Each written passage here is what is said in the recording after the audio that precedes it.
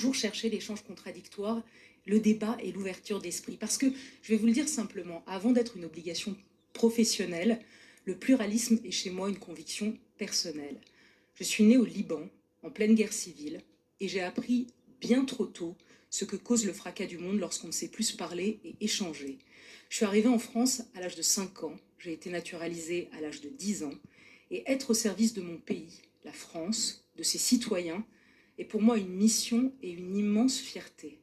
Et en choisissant mon métier, j'ai naturellement trouvé le chemin du service public, car j'ai voulu rendre à mon pays ce qu'il m'avait donné.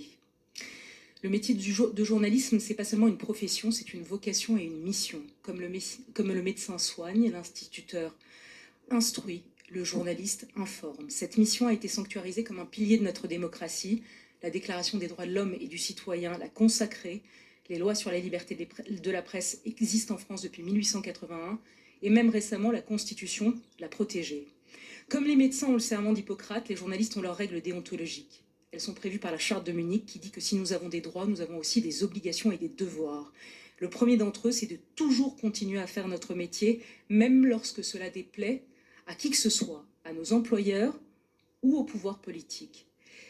C'est d'abord et avant tout un devoir d'honnêteté. Nous devons par ailleurs préserver nos sources et toujours rectifier lorsque nous nous sommes trompés.